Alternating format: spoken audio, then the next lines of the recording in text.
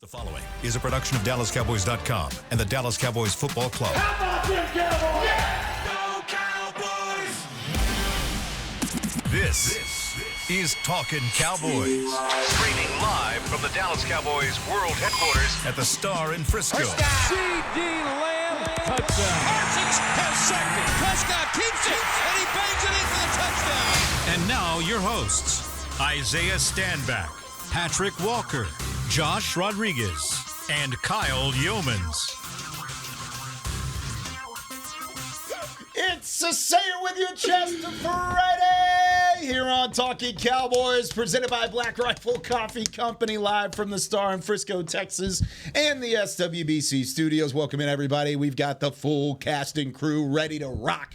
Patrick No-C Walker, Josh Rodriguez, Isaiah Stanback, Chris Beam in the back. I'm Kyle Yeomans. Glad you're with us, everybody. Glad you are with us. Bring it on in for the real thing. This is going to be fun. Big matchup this week. What was that? There's a little gnat in here. What's going on? There's a gnat. What is happening in this studio? I thought this was a sterile place. Whenever it comes to the Week 3 matchup with the Baltimore Ravens, we've got some stuff to break down. We do? We're going to break down some Mike Zimmer tape. We're going to break down what base packages and sub packages there are going into a week like this where you can try and slow down the reigning MVP of Lamar Jackson. How's everybody doing? You doing good? I'm swell. Yeah? I'm swell. Yeah, no, it's, I woke up. It was a good start. It was a good start. I didn't, you know what? I love my oats. You guys know that, but I have to filter my oats based upon my current diet restrictions. Fair. I have to be very selective of when I want to partake in the oats. But is the future of oats bright?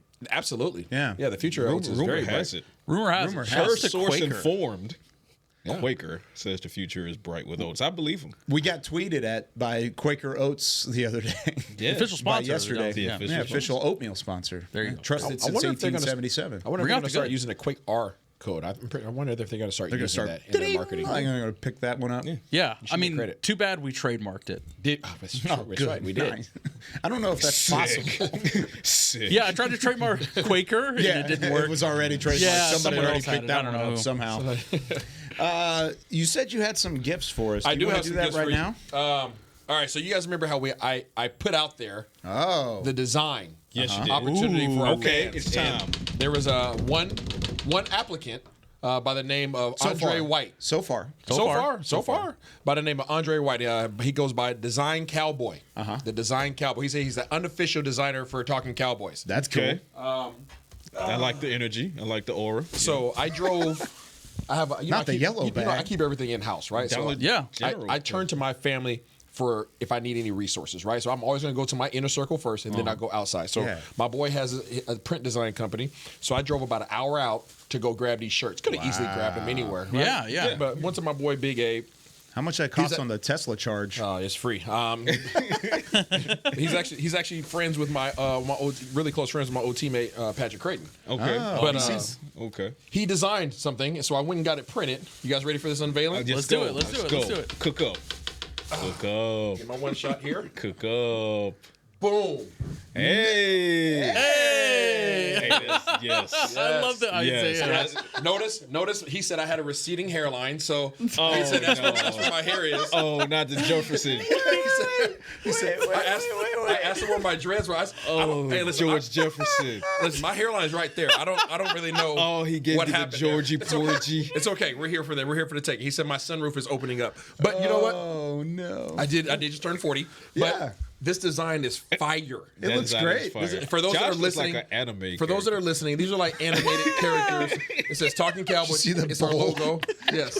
You see what it says in the middle? Quaker Oats In the back. Chris in the back. Chris in the back. Chris in the back. with the Alright. bowl. So Hey, everybody, that's fire. so That design is shout fire. out to our unofficial Cowboy Nah, that design is fire. sponsor. See what sizes we got here. That's your medium, Yes, medium. sir. Where my guy at? I got Chris Beamer. Hey, that's Chris. It looks like he got you like Let's go. mid-laugh, Josh. That's what it is. Oh, no, 100%. He's got you mid-laugh, which is perfect. It's an anime smile It's for an anime sure. smile. It is an anime smile. Yeah, you got to throw it to piece.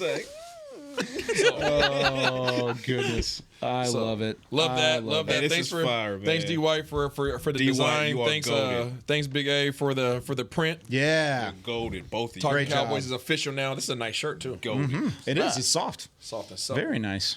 Like I He really, he really did do you wrong with the Bro, he hairline. didn't. man. And you know what? When he submitted, I asked him. I said, "Hey, bro, where's my hairline, man?" And you know, his response. I'm gonna tell you what his response was. I asked him directly. He said, "It's okay. I'm here for this." He said, "I said, I'm bald headed though." He said, "Sunroof starting to open up, fam." No, That was no. man. This is not the He sunroof. doubled down bro. on it. Then He stood on business. This is a convertible top. That's a convertible. Yeah, I don't know what This that ain't is, a bro. sunroof. This is drop This is top. Isaiah, not Jesse. Yeah. I'm Isaiah. Okay. I'm Isaiah. Okay. Dang. Shots fired. It's okay. Mine's right here. pew. Mine's right here. But guess what? It's all good. I'm grateful. Jesse, and I'm you gonna rock have it. 24 hours to reply. There's no replying to that.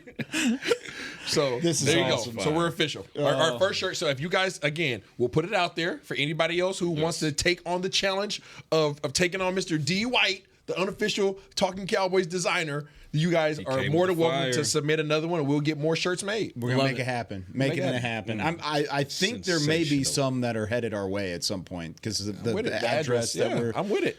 There may be some. I haven't received them yet. So if you've sent them, I haven't gotten them yet. I'll check the text line. Here We in a will minute. gladly wear them. We are all about the apparel. We're all about rocking the people who support us. So if y'all support us, we'll support y'all. If the Cowboys win on Sunday, y'all want to wear these Monday? Absolutely. 100%. If not, like I don't want to make it like a Yeah, thing well, where it's no. like we're laughing after a loss and Absolutely. that kind of thing. No, But no. Victory let's- Mondays. Victory Monday T-shirt yeah. right here. 100%. I like Yeah. it. Boom. That Let's happened. roll. All right, let's get into some news and notes, Pat. What's going on around the Cowboys? All right, so first let's start with the more concerning one, which will be the continued absence of Mozzie Smith in practice. Mozzie Smith did not participate yesterday either, yesterday being Thursday, with that back tightness. So we talked about the depth concerns at defensive tackle. You did get Carlos Watkins in here. He practiced on yesterday, but he's going to have to ramp up quickly. Jordan Phillips to IR. What does that defensive tackle situation look like? We shall see. Are you ready? got a I have a ready? question. I thought you were I have ready a to suit question. up. You raised your hand. What's like you were Carlos gonna suit up. Watkins' weight? I know what he's capable of doing as a player, but what's He's his weight? probably like 295. Yeah, not a true Like, one. He's not a Tweener. true one. Yeah, no. it's not anybody. Tweener. I know where you're going with that. So on the we will go from that extreme, and then we'll work the middle and come back, pause to the right side. Jalen Brooks showed up on the injury report with an ankle issue. He was limited though, but that's something to keep an eye on. If he is unable to go, then maybe it's the Ryan Flanoy legacy game. We'll see how that plays out. Trayvon Diggs and CeeDee Lamb out on Wednesday with a foot and ankle respectively. They both returned to practice on yesterday, limited capacity, but they're in good spirits. Mike McCarthy says they're good to go. CeeDee Lamb says he's good to go. Trayvon Diggs is moving well. I don't have any concerns for either one of those guys. And then the best possible news is that Jake Ferguson continues to trend toward taking the field against the Ravens on Sunday. And the added positive is, whilst we are concerned about the depth at defensive tackle, suddenly tight end is pouring over with depth because John Stevens Jr. practiced again on yesterday. Limited basis. So, Let's go. Limited basis, but he has a chance of making his NFL debut Nice. against the Ravens. So you might have a lot of tight end talent going on against the Ravens. Everyone else who was, had a veteran rest day like Brandon Cooks, Eric Kendricks, those guys returned to practice in a full capacity. Marshawn Nealon, he continues to be full. That calf issue is not bothering him at all. And Tyrus Wheat, he returned to practice on Thursday, but he was out for a personal reason on Wednesday, not injury related. So there you go. A little bit of the bad as far as worried about Mozzie Smith in that defensive tackle situation, and a lot of the good being that Jake Ferguson and John Stevens might be there for your firepower at tight end. I got an answer for you.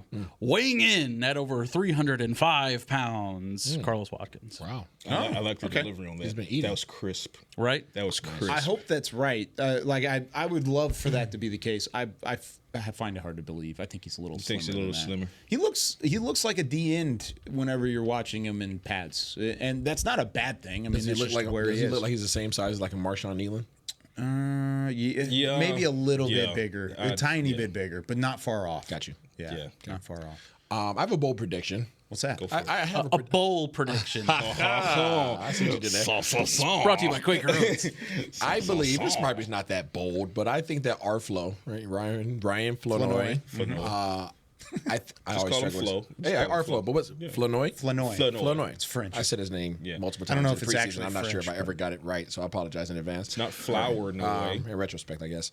So I think our Flo is going to make his appearance, his first appearance. I also think that we will see a Dalvin Cook appearance. So I think both of those guys, get elevated. I'm almost.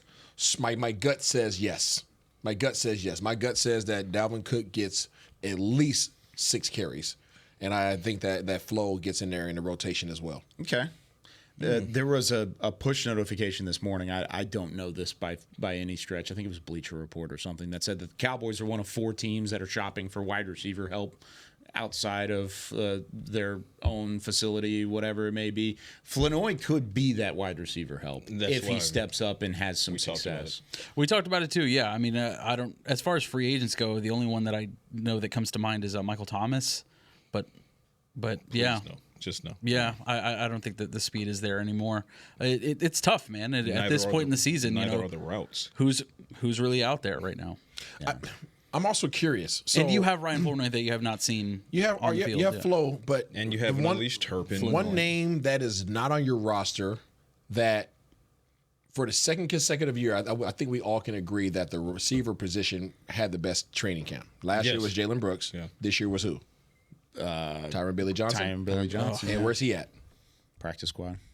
Not even. Not here. Not on our practice He's squad. free. No. Is he a free agent? He's free. He is a free agent. He's sitting at the crib. So this was the issue that Jalen Brooks had last year. Jalen Brooks had the best training camp out of anybody, but his continuity was with number 4, who is AKA QB1. In the preseason, when those 3 games appeared, QB1's not playing. Right, he wasn't playing, so he didn't have anybody that he was in sync with. Right, no R&B group. He was receiving the it's pop. Yeah, that just no disrespect. So he lost his opportunity in terms of being able to really display what he's capable of. Now, obviously, he did enough to be able to come back this year in the capacity and earn his spot in preseason this year.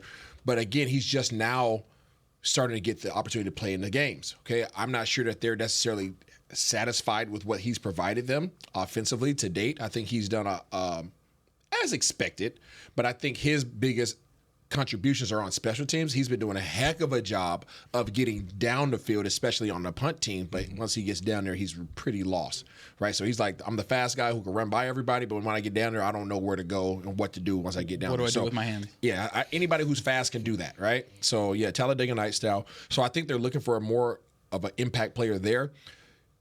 Again, Tyron Billy Johnson comes in training camp this year. He has the same issue that Jalen Brooks had. Him and QB1 were on point all through training camp. Yeah. And then you get to the preseason, who's playing?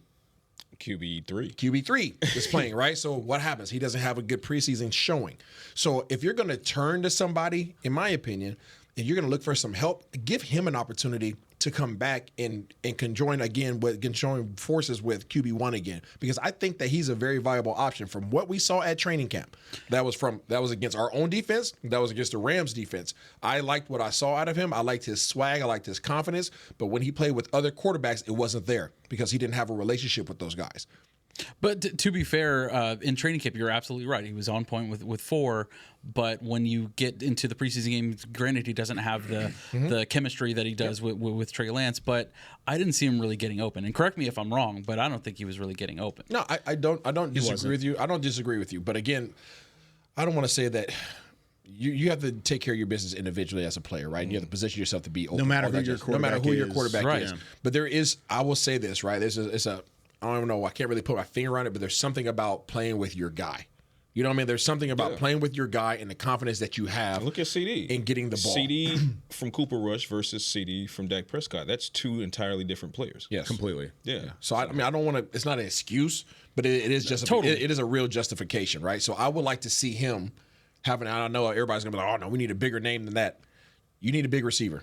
You need a big receiver. They don't have a big receiver. Big, athletic, attacks the catch with physicality and violence.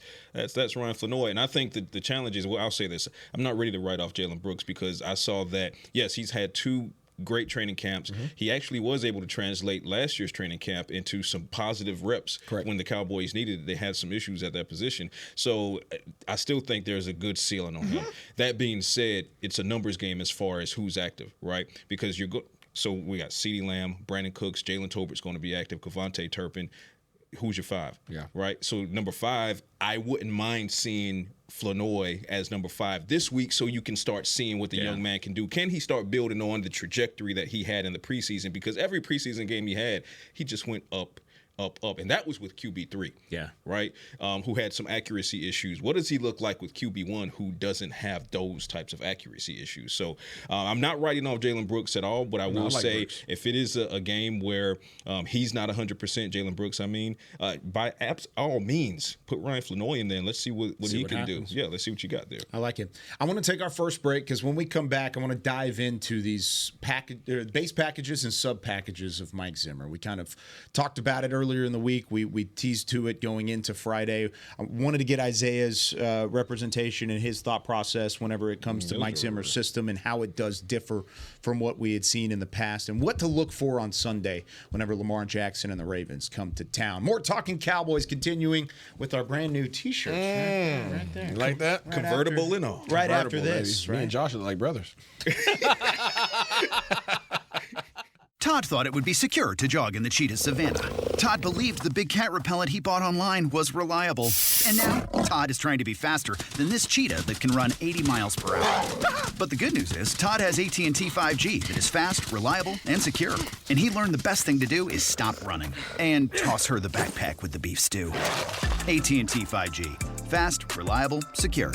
5G requires compatible plan and device. 5G may not be available in your area. See att.com/5G for you for details. If you're looking for fresh American roasted coffee that gives back, you need to head to your local grocery store and pick up a bag of Black Rifle coffee. That's right, America's coffee is now available in the coffee aisle of a grocery store near you. Black Rifle Coffee Company is veteran-founded with a mission to give back to those brave men and women who have served our nation. Every bag, box, or can you purchase helps support that mission. Head to your local grocery store and roast yourself some Black Rifle coffee today. They say champions are remembered, but legends are never forgotten. United Ag and Turf offers a winning lineup of John Deere equipment built to tackle any challenge on and off the field. Legendary John Deere tractors, combines, residential mowers, commercial mowers, compact construction equipment, Gator utility vehicles, and a full line of golf and sports turf equipment. United Ag and Turf, the official Ag and Turf equipment supplier of the Dallas Cowboys. Visit UnitedAgAndTurf.com to find a location near you. Life doesn't stop when the economy is uncertain. The market might not care you have a wedding to plan or a kid to put through school. And inflation doesn't know you've got a family to feed. But Bank of America does, and is here to help. With digital tools to help you save and local experts nearby, you can keep life moving forward the way you need it to. Bank of America. What would you like the power to do? Learn more at bankofamerica.com. Bank of America N.A., member FDIC, equal credit opportunity lender. Back to Talkin' Cowboys.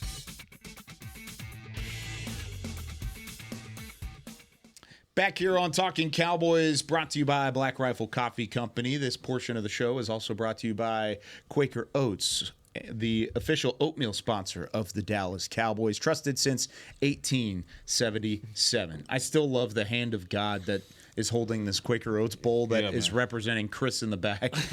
Chris in the back. in the middle of this. Look at this. This is incredible. Look at it's a hand holding the Quaker Oats bowl and Chris in the back.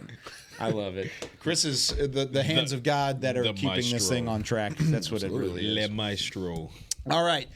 Before we get into Mike Zimmer, I had a question on the text line from the 231 from 1:23 a.m.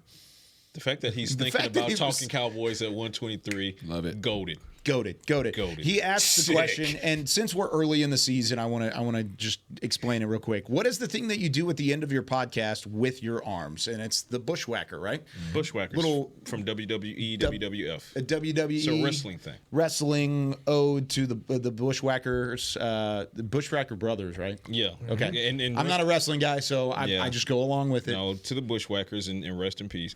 But it's also a shout out to Rob Phillips. Rob P, baby. Rob P Island. Our beloved RP, who actually started. Yeah, he is the author of it on this podcast, and I was able to join in with you guys when it really had taken hold. And Rob P and I jumped off real quick because he's a wrestling nerd. I'm a wrestling nerd. So once I saw him doing that, I was like, ha ha ha. Yeah. I want in. The one time that it was going to be tough, because we've always had at least one wrestling nerd on the show. Usually it was Rob and then Heckma. Heckma loves wrestling too. And then you've got Patrick on there. You've got Josh. But last year, whenever we had Not Nick, only do we have the wrestling Machota, nerd, yeah, that's true. but he was almost on the roster. Trying out for wrestling. So like that was the Until one he felt those ropes. struggle. It's like trying to continue that tradition Until he through felt the rest those of ropes. last year. That rope burn. So that's what we do. It's an ode to Rob P. Island, to Rob Phillips, the GOAT. sir.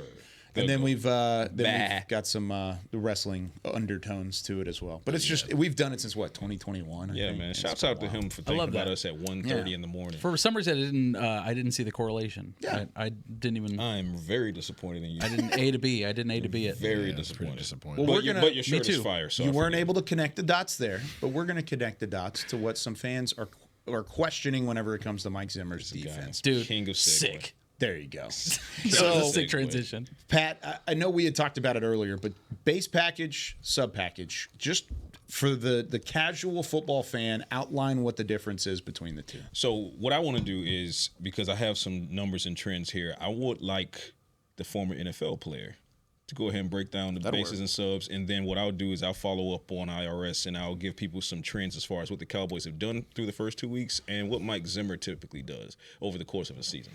Yeah, in the most simplistic form, right? You have your base defense, meaning that you have 4 down linemen for this particular defense, 4 down linemen, 3 linebackers, 2 corners, 2 safeties. Yeah. That's usually your defensive personnel that you come out with. When you start talking about your sub packages, now you're talking about matching the personnel of the opposing team. So obviously, if you come in with 2 tight ends or 1 tight end, then I'm going to probably stay with my base, right? My 4 down, my 3 linebackers. If I come in with 3 receivers, it's probably most of the time it's not a good idea to stay with your 4 down linemen and 3 linebackers. Right. You might want to go down to 2 linebackers and bring in an additional cornerback. So now you have 2 linebackers, 3 cornerbacks, 2 safeties, right? So then if and you what would that be called for the fans out there? That's their nickel package, right? So then once you go to dime, now you're bringing in 4 cornerbacks, and then you have 2 safeties over the top typically. And you can even go from there, right, and go to 5. There's a whole bunch of stuff that you can do. You can make whatever you want, right? But pretty much what we're getting at is most teams, most defensive coordinators sit in the box, right? It's usually relatively difficult for defensive coordinators to sit on the field. It's a different perspective unless they're just veterans, okay, and they just understand the game. But reason why most starting defensive coordinators sit in the box is because they can see the personnel groupings that are coming in off the field. So when a play finishes, immediately the offensive coordinator yells out 11 personnel, 11 or whatever the name of it is, right? So immediately the players know, all right, I'm going in to get a tight end out. I'm the receiver. I'm the third receiver. Tight end, you come out. That's what it is. Now, the defensive coordinator is looking on the sideline. He's like, okay, that's what they're coming in with. All right, now I'm changing nickel, right? And then they go in with their substitutions. So they're matching personnels to put them in the best situation possible to be able to handle whatever is going to be presented on that play. Coach Zimmer, as you'll get into, doesn't necessarily always do that. Right. Okay, they'll come out with 3 receivers, and most of the time if they go to 4, he'll change. But if they go to 3 receivers, most defensive coordinators would go to nickel. Yep. Some defensive coordinators are like, you know what? No, my system is my system. We're staying base, meaning that I'm going to take one of my 3 linebackers now and just walk him out and have him just try to disrupt what your slot receiver is now doing, AKA Baltimore. Yes. So that is it in its most simplistic form. Right. Most coaches match personnel groupings based upon what's coming in. Some coaches don't, because they're just that confident in their scheme. They are, and the thing is that we're talking two sides of the coin between week 1 and week 2 as far as how Zimmer called this game, each one of those games. I got some trends here. I was doing some of my homework because, science. Boom. So versus the Browns, the Cowboys ran. So like Isaiah said, so nickel could be 4-3, 3-4, depending on what your base is supposed to be. 3 down man front, 4 down man front, whatever the case. However, nickel could be seen as a sub package unless it's run the majority of the time. The Cowboys ran nickel against the Browns 89% of the time. Yeah. 89%. That made nickel their base in that game. They ran their base in that game only 11%, and 0 of the snaps had a 4 down man front. No 4-3. Okay, So the base was most purely, and I think if you look at what they want to do as a defense, it's probably classified as multiple. Yeah, I mean that's just part of it. That's the NFL in general. There's going to be some muddy waters as far as 4 to 3. Correct, exactly. Whoever is down line. Like that. And was that a Bill Belichick sort of ideal? Like back whenever the Patriots were, going 17-0. Like I think it dates back even further than that. Further than that, okay. I might be mistaken on based off of where I was looking at you because you played for Belichick. Yeah, I think that comes from the Parcells. Is that from the Parcells? Yeah, got it. There you go. Now, so keep that in mind. So they ran nickel 89% against the Browns, base only 11% against the Browns. And this quite literally flips. I'm not kidding. These numbers are real. Versus the Saints, they ran nickel 11% of the time. And they ran base 89% of the time. So like an actual complete flip. Yeah, and they got cooked for it. Yeah, they got cooked. And just remind the people, let's go back a year. Mm-hmm. Right, this defensive personnel grouping was founded on the basis of a nickel defense. Nickel so the personnel that you have is a nickel. And we had this conversation when we were looking at defensive coordinators. I said you don't currently have the personnel to run the defense that Mike Zimmer likes to run. Both up front and in the secondary. Right. So now we start talking about the game that so far, right? The work that we have to look at.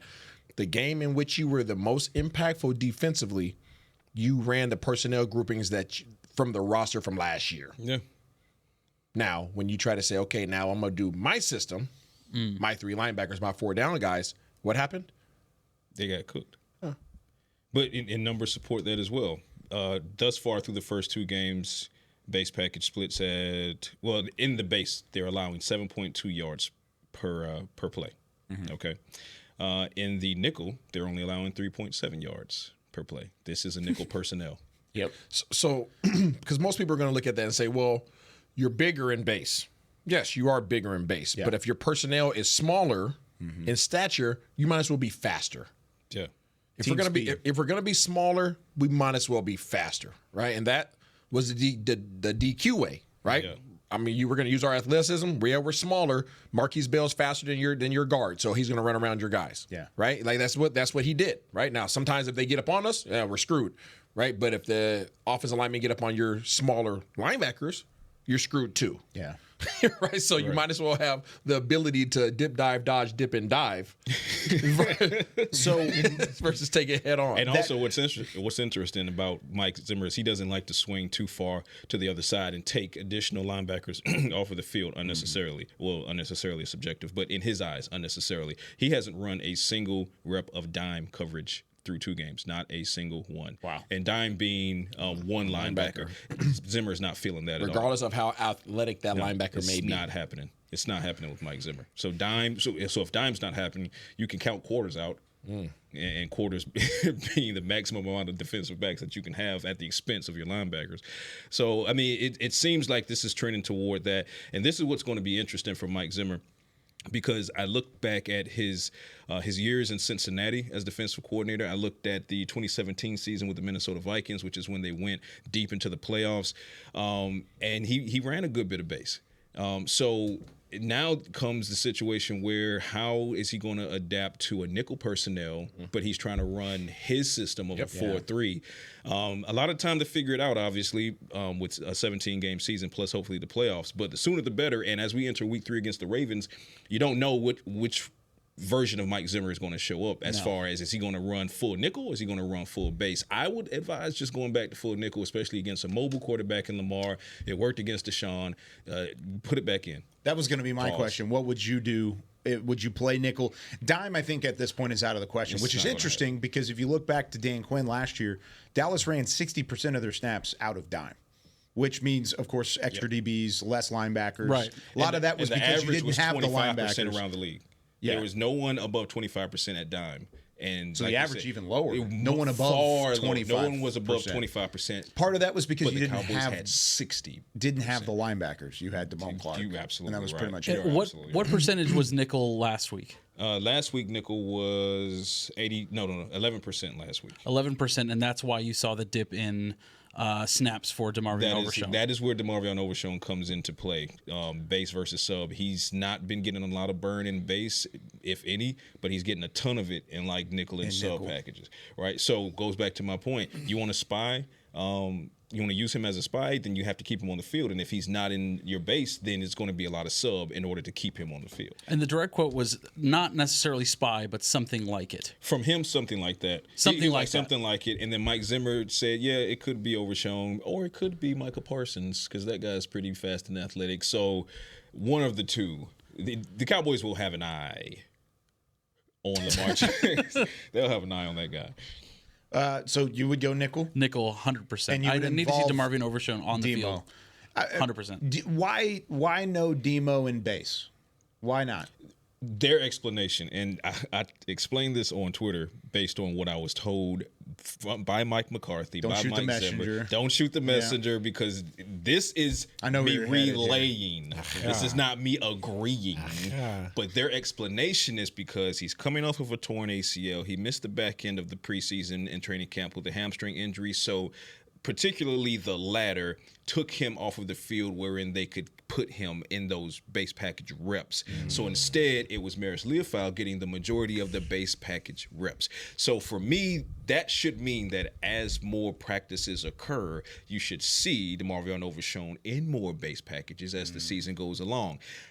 This week is not the week for that, because I don't want to see a lot of base packages this week, right? I want to see the nickels and the subs, because you got to keep Lamar Jackson contained.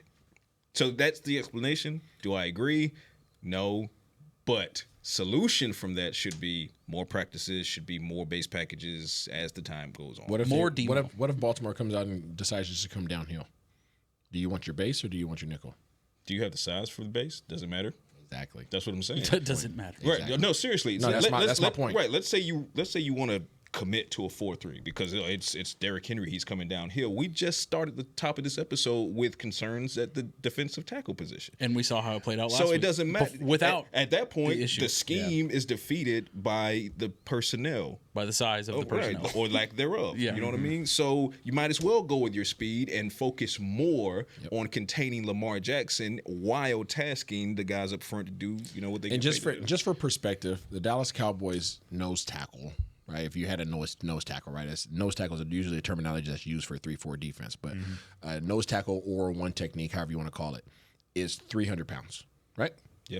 Dallas on average, yeah, right, 300 pounds, right? Yeah. Mozzie's like 290 probably. Then we got Osa probably 285, 290. Yeah. Right. So we're around the 300 mark. Osa's not a one tech though. He's not. But I mean, he's kind of all you got. He's all you got. So, as far as size goes. So Jordan, I mean, you got Jordan Phillips, you got Linval Joseph, right? Those guys are about 3. I don't know. Carlos Waddy-Watt might come in. I don't think Carlos 300. I haven't seen him though. Carlos Waddy-Watt. So listed as 305, but so think about it. So Dallas's interior defensive lineman averages about 300. Okay. Yeah. And they're starting as 300, maybe 305 at the beginning of camp. The Baltimore Ravens' first point of contact on the defensive line is 355 pounds. That's a lot of beef. A lot of beef. And the next man over is 340 pounds. A lot of beef. Wonder what their Quaker Oats intake is. So when you guys are thinking about, and we talked about this a little bit yesterday, right? When you start talking about the ability to stop the run, it starts with those interior guys, and it has less to do with ability, unless you were freaking Aaron Donald. Yes, right. That he is the exception. He's the to exception, the rule. and Aaron Donald was 290, right? But he was an explosive and quick 290. Yeah, right. And that's the only reason why he didn't get moved off the ball. And solid, built for tough. So understand the difference in the scheme and what you're trying to do and what you're allowed to do based upon your personnel. It has nothing to do with these guys' abilities, y'all. I'm not taking a shot at that. I'm just saying that in the game of football, in the trenches, size matters. Yeah. Tyler Biadasz wasn't big enough. Yeah. He wasn't big enough to initiate the ground game that you wanted. I didn't say anything about talent. I said his size dictated his ability. And the same thing goes for this style of defense that he's trying to instill, and we're going to find out a lot about it. We had one shot of it in Cleveland, right, versus a 2 out of 5 guys on offensive line were backups, right? But they took care of business. Dallas did. I'm talking about. And then last week we got disrespected. right? New Orleans just moved us off the ball, right? So we have a sample size of good. We have a sample size of really bad. You're about to find out at the core who you have on defense on the defensive front. Regardless of personnel, how effective can this defense be with this personnel? You're going to find out really quick when those guys decide to put their hand in the ground. And also be careful with the 4-3 in this coming off of the Saints game, because if you look at the Saints game, go back and look at some of the more explosive plays. They were in that base 4-3. Yep. Right. So that 57-yard catch and run from Alvin Kamara, that was a 4-3. Okay. That 70-yarder from Rashid Shaheed, that was a 4-3. Right. So learn your lesson. And a big part, and I just want people to understand this. If you go back and watch the film, okay, when we talk about base and we talk about nickel and dime and all these things, when you're in a base package, okay, and you have 3 linebackers sitting behind those 4 defensive linemen, even if you have a 11 personnel, which is 3 receivers, and you have a slot receiver, most of the time, almost every time, you're never going to take your outside linebacker and walk him all the way over the top of your slot. He's literally usually going to be on an inside shade, which means if I'm running the ball to that side, outside the pocket, right, outside the tackle box, you don't have leverage as a defense. You don't, as a defensive unit, you don't have any leverage. If my right tackle or tight end on that side can get and hook the defensive end, your next man over that has leverage is the linebacker. Well, the linebacker is out leveraged by who? By a receiver. And if you have a receiving unit that's willing to get in there and get dirty, now you're walling that linebacker in. Now the next man that can make a play is either your corner, who has a man that can block him too, which is an outside receiver, or if he takes care of his job, your next man that can do anything is your safety.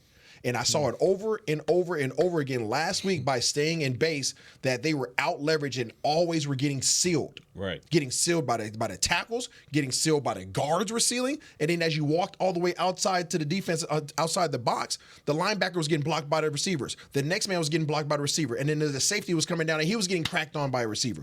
Everybody was out leveraged. Go back and watch it. There was a lot of what we call crackback blocks. Yeah. Always receivers coming down and blocking you in because you're already inside of me, inside my alignment. Just fundamentally defeated. Yeah. Just from alignment basis alone, I come out as even if I'm running a bubble screen, if I'm come out and I see you as your linebacker is the furthest man outside the tackle box, and I see my receivers outside of him, licking chops, and I see another receiver out there, and I see a cornerback, licking chops. If everybody does their job, we win. Yeah. Just off of leverage alone. And anybody who watched the game last night, watched the Jets game, Aaron Rodgers did it all night long. Aaron Rodgers did it all night. There's plenty of times where he came up there and was like, that's what y'all gonna do? Cool. Here you go. Take the ball. Adam Lazard scored on it. Yep. You want to play 8-10 yards off? Cool. Here you go. This is not even the play, but guess what? He's gonna get the ball. Yeah. Because right now, my guy could beat your guy one-on-one, and I'm gonna give him the ball immediately, and then your guy has to make a perfect play. And that's how they ended up winning 24-3 last night. Exactly. And that's how the Cowboys could possibly win this week. We're going to talk about it. Against the Baltimore Ravens. But will we actually pick them to win this week? Our Pick'em segment, give us a call, 888-855-2297. First one on the phone line gets to be our fan representative this week and try and follow up what we've had from Mike in New York, Nebby as well. We've got plenty of representation that get that hairline back down. A little bit. Sorry, buddy. 888-855-2297. Our Pick'em segment is next. It's right there. Todd thought it would be secure to jog in the cheetah savanna. Todd believed the big cat repellent he bought online was reliable. And now, Todd is trying to be faster than this cheetah that can run 80 miles per hour. But the good news is, Todd has AT&T 5G that is fast, reliable, and secure. And he learned the best thing to do is stop running and toss her the backpack with the beef stew. AT&T 5G. Fast, reliable, secure. 5G requires compatible plan and device. 5G may not be available in your area. See att.com/5G for you for details. It's the official men's skincare brand of the Dallas Cowboys, Jack Black. And right now, Cowboys fans can get 15% off their $75 order. Plus, because every deal needs a playmaker, your order will include a free 5-piece skincare set and free shipping. The Jack Black Playmaker is 4 of Jack's favorites and a full-sized intense therapy lip balm. Make a play for the playmaker at getjackblack.com/Cowboys with the code CowboysVIP. That's getjackblack.com/Cowboys with the code CowboysVIP. Welcome back into Dear Doctor, the show where I answer life's questions with an ice-cold can of Dr. Pepper. Sheila, let's hear from our next caller, would you? Dear doctor, my friend supported me during a tough time. But what's the right gift that says, thanks for being a shoulder to cry on? Okay, this one's easy. I say give her a delicious Dr. Pepper. Nothing says, thanks, girl, better than a one-of-a-kind soda. Yes, any Dr. Pepper flavor will do. Now, just a reminder that I don't need to be a real doctor to know that Dr. Pepper is the one you deserve. If you're looking for fresh American roasted coffee that gives back, you need to head to your local grocery store and pick up a bag of Black Rifle coffee. That's right, America's coffee is now available in the coffee aisle of a grocery store near you. Black Rifle Coffee Company is veteran-founded with a mission to give back to those brave men and women who have served our nation. Every bag, box, or can you purchase helps support that mission. Head to your local grocery store and roast yourself some Black Rifle coffee today. Back to Talkin Cowboys.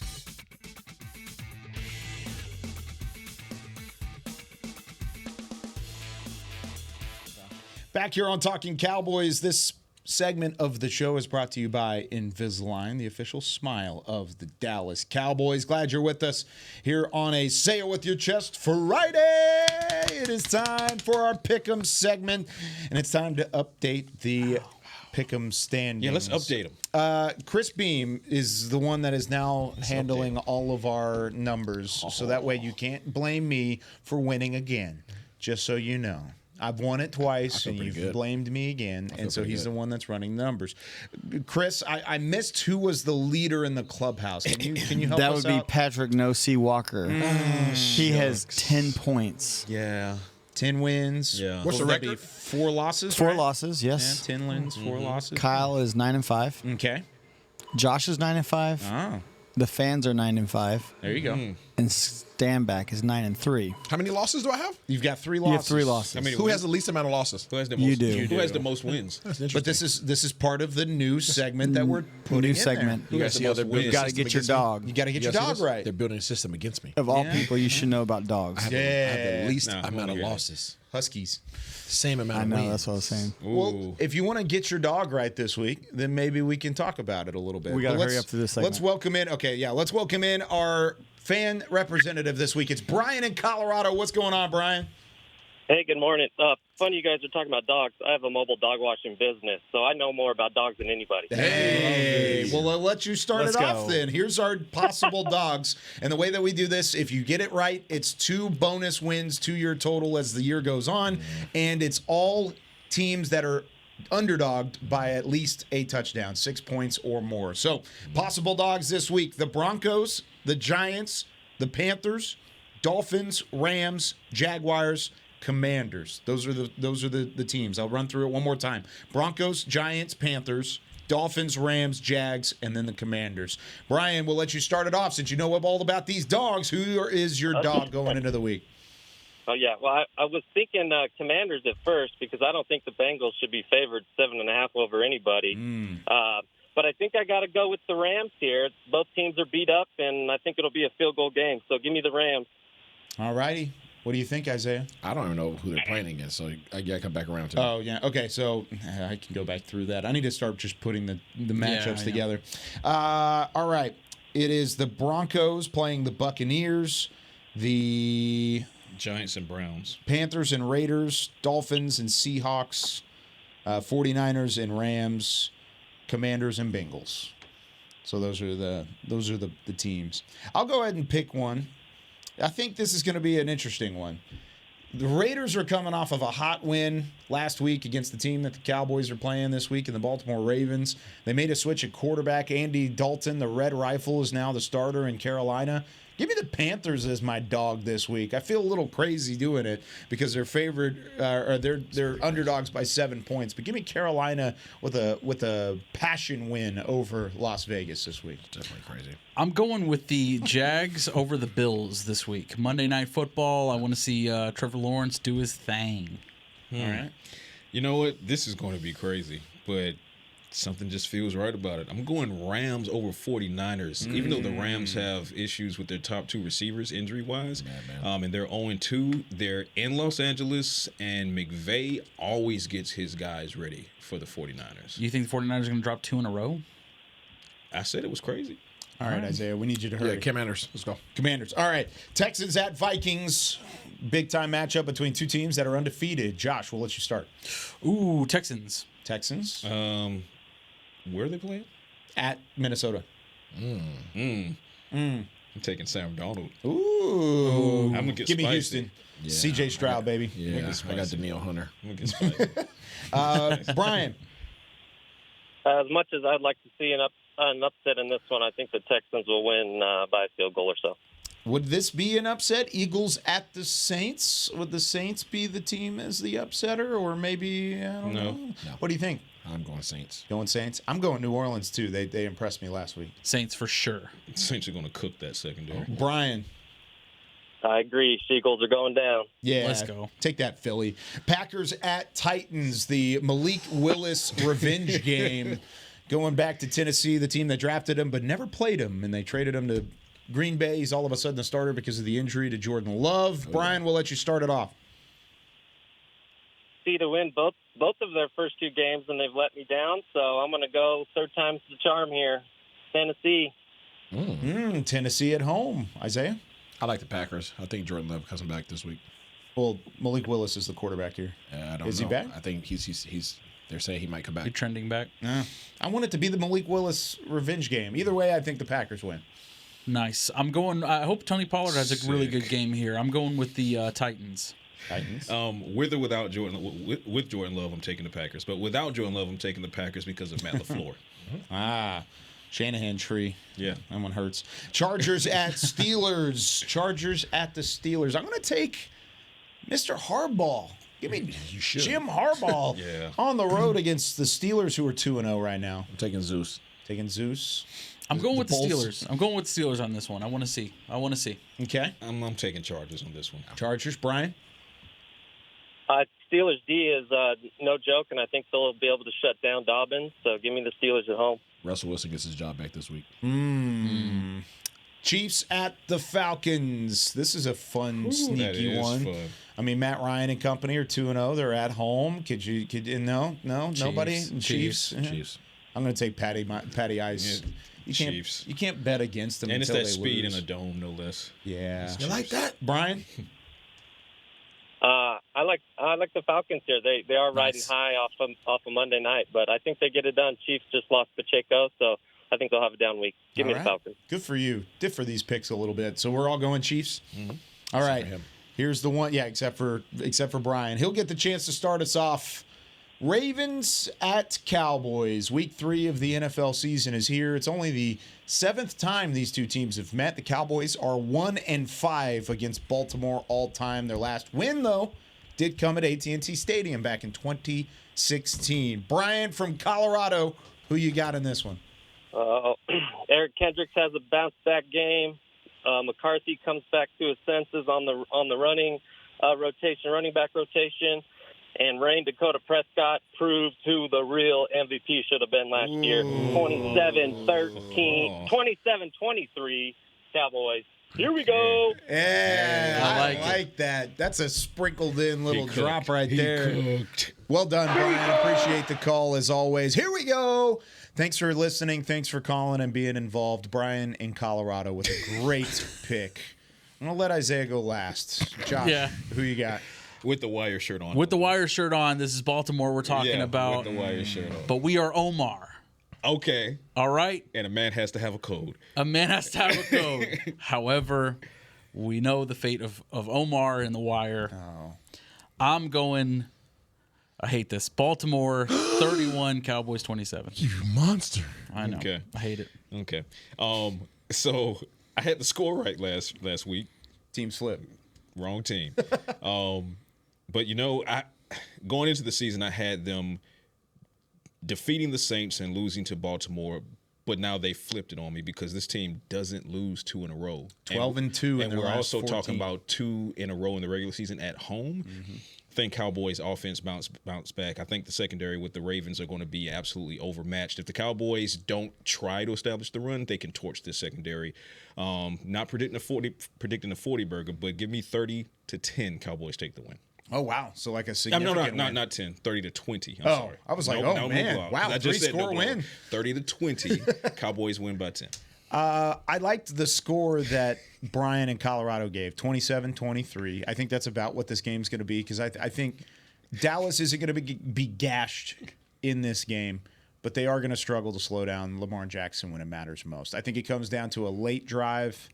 Give me Baltimore to win it, 27-23. I just need to see more. I need to see more. My question marks around this team going into the year were the defensive tackle position and the run game. And neither one of those I'm confident in going into week 3 more than I was last week. Pass the ball. On your hat. No, this is North Texas, baby. Okay. Go Mean Green. It's a bird. I'm calling the game tomorrow. So 27-13. No, 27. Let's go 27-16. Okay. 27-16. The Cowboys, most Cowboys carry a 6-shooter, right? The Cowboys have only used 3 of those bullets through the first 8 quarters of the game. That means they only have 3 bullets left.